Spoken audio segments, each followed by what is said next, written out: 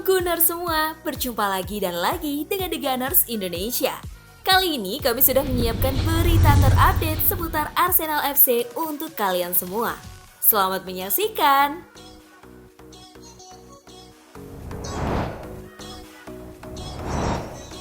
Angkernya kandang Aston Villa, Arsenal sudah siap.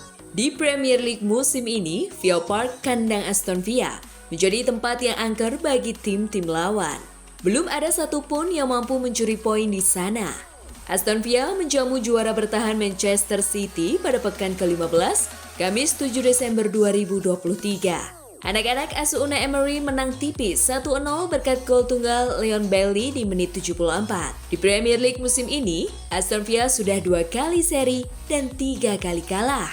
Namun, 5 kegagalan menang itu semuanya mereka dapatkan di luar kandang. Di kandang sendiri, Aston Villa sejauh ini masih sempurna. Arsenal sudah siap melawan mereka di Villa Park. Pertandingan Aston Villa berikutnya masih pertandingan kandang. Aston Villa akan menjamu Arsenal di Villa Park Minggu 10 Desember 2023 jam 00.30 waktu Indonesia Barat. Arsenal adalah mantan klub Emery. Pelatih asal Spanyol itu pernah menangani Arsenal periode 2018-2019. Sama seperti Aston Villa, Arsenal juga menang di pekan ke-15. Arsenal mengalahkan tuan rumah Luton Town 4-3. Arsenal saat ini memimpin klasemen dengan 36 poin, sedangkan Aston Villa menempati peringkat 3 dengan 32 poin. Di antara mereka ada Liverpool di posisi 2 dengan 34 poin.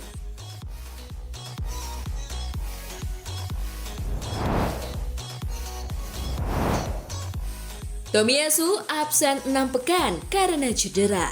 Pelatih Mikel Arteta mengonfirmasi kondisi bek Takehiro Tomiyasu jelang lanjutan Liga Premier Inggris melawan Aston Villa akhir pekan nanti. Tomiyasu mengalami cedera betis dalam kemenangan Arsenal 2-1 kontra Wolverhampton Wanderers pada laga pekan ke-14. Arteta mengonfirmasi kondisi ex-pemain Bolonya tersebut. Kami telah melakukan pemindaian dan itu bukan kabar baik. Dia mengalami cedera di betisnya dan dia akan absen untuk sementara waktu, kata Arteta dilansir Birmingham Mail. Menurut hasil medis Arsenal, Tomiyasu mengalami masalah pada betis dengan level cukup parah sehingga harus menepi selama 4 hingga 6 pekan ke depan.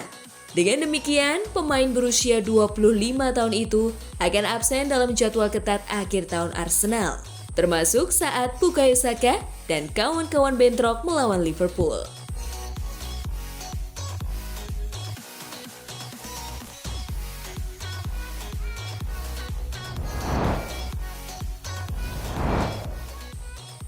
Meski awasi Joao Palhinha, prioritas Arsenal tetap Douglas Luiz. Arsenal sedang mempertimbangkan langkah potensial untuk merekrut gelandang Fulham Joao Palhinha, tetapi tetap menjadikan Douglas Luiz dari Aston Villa sebagai prioritas mereka. Mikel Arteta sangat ingin merekrut seorang gelandang tengah baru di bursa transfer Januari dan diketahui bahwa Douglas Luiz merupakan salah satu target utama The Gunners. Namun, Aston Villa bersikeras untuk mempertahankan pemain yang mereka larang pindah ke Emirates Stadium pada awal tahun ini.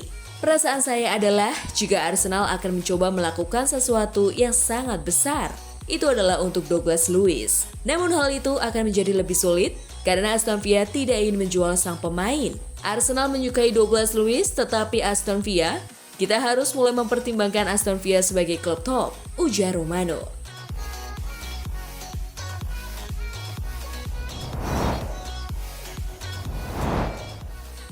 Arteta kena sanksi dan dilarang temani Arsenal hadapi Aston Villa. Bos Arsenal, Mikel Arteta tak akan bisa menemani anak asuhnya dari pinggir lapangan saat mereka menghadapi Aston Villa.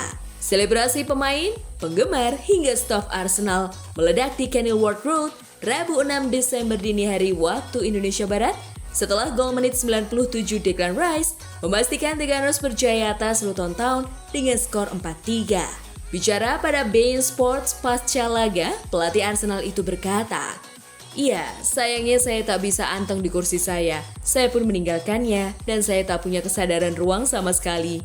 Waktu itu isinya murni emosi. Jadi kalau saya dihukum kartu kuning, apa boleh buat, kuning ya kuning."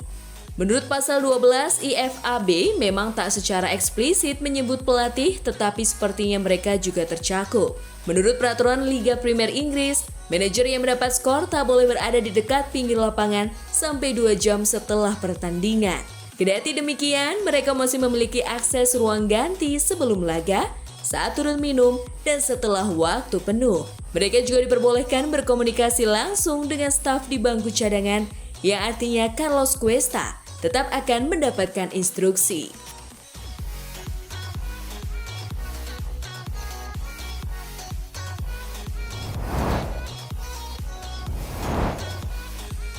Sinyal kuat Arsenal menjadi juara Liga Inggris 2023-2024. Musim lalu, Merriam London nyaris menyudahi penantian panjang guna menggondol gelar paling bergengsi di Inggris.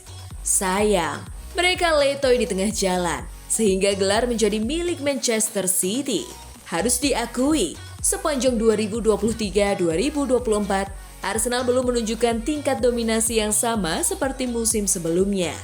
Namun, ada beberapa catatan, terutama ketika Arsenal telah menyelesaikan 13 pertandingan alias lebih dari sepertiga perjalanan periode ini. Arsenal menunjukkan evolusi penting dalam kinerja. Pada rapor statistik 13 laga, mereka meraih 9 kemenangan, 3 kali seri, dan 1 kekalahan, mengumpulkan total 30 poin. Perhitungan ini 2 poin lebih tinggi dari musim sebelumnya. Mereka kalah melawan Newcastle United, sebuah pertandingan yang syarat dengan kontroversi. Jika menilik statistik, Arsenal memiliki potensi stagnan dalam menceploskan bola ke gawang lawan, yakni 2 kali. Angka ini lebih baik dari musim lalu. Artinya, Arsenal memiliki kemampuan menjadi jawara musim ini. Namun, mereka harus ingat kejadian musim lalu. Sebagian besar analis menyebut Arsenal tak memiliki kedalaman skuad mumpuni sehingga inkonsisten setelah pergantian tahun. Satu yang pasti, musim ini menyajikan narasi berbeda.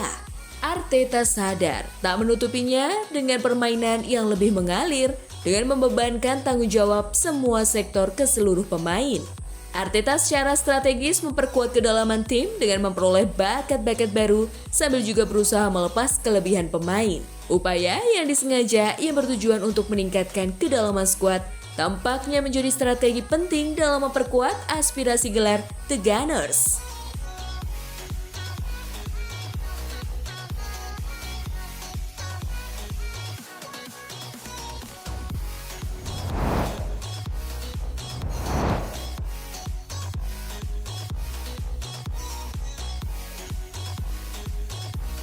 Nah, itulah tadi kumpulan berita menarik dan terupdate seputar Arsenal FC.